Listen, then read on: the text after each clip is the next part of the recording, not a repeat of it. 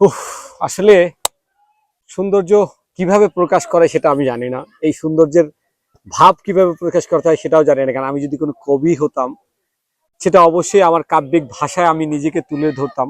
কিন্তু আমি কাব্যিক ভাষায় যেহেতু পারতেছি না, সেক্ষেত্রে আমি আমার মতো করে চেষ্টা করব আমাকে নিজেকে প্রেজেন্ট করার জন্য। আসলে নিজেকে প্রেজেন্ট করার জন্য না, মূল যে বিষয়টা সেটা হচ্ছে এই যে নিদ্রার চর, আসলে এই নিদ্রার চরের এই সৌন্দর্য আপনাকে মনোমুগ্ধ করতে বাধ্য।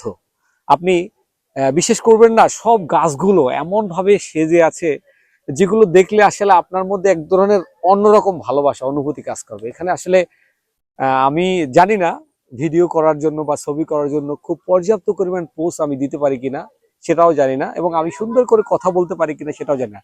কিন্তু আমার বিশ্বাস এই ভিডিওতে অনেক ভিউ হবে শুধু এই চারপাশের সিনারিও গুলো দেখে। এটা আসলে আমাকে যেমন মুগ্ধ করেছে আপনাদেরও মুগ্ধ করবে। তাই সবাইকে নিদ্রাচরে আসার আগমন। নিদ্রাচরে আসার জন্য আপনাকে অবশ্যই বরিশাল শহর থেকে বরগুনার তালতলিতে আসতে হবে, এবং সেখান থেকেই এই নিদ্রাচরের আগমন। একটু যাত্রাটা যদিও ভাঙাচুরা রাস্তা আছে, তারপরেও যে পরিমাণ পরিশ্রম হয় সেই পরিশ্রমটা আপনার তখনই সার্থকতা পাবে যখন আপনি এরকম একটা জায়গায় এসে আপনি এইরকম আমার মতো করে কিছু সময় কাটাতে পারবেন। তখনই আপনাকে অনেক ভালো লাগবে। Thank you. এখানে আসলে অনেক পর্যটন আসে, দেখেন চারপাশে একটু ঘুরে দেখেন, তাহলেই দেখতে বুঝতে পারবেন।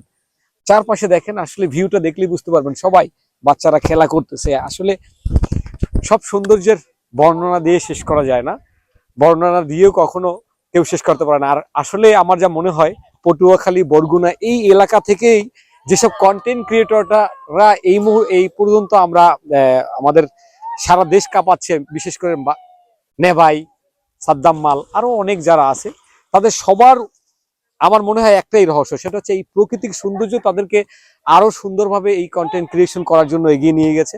আমি আমার মতো করে প্রেজেন্ট করছি, চেষ্টা করছি আপনাদের মাঝে আমিও আপনাদের ভালোবাসা পেতে চাই। Thank you. আসসালামু আলাইকুম।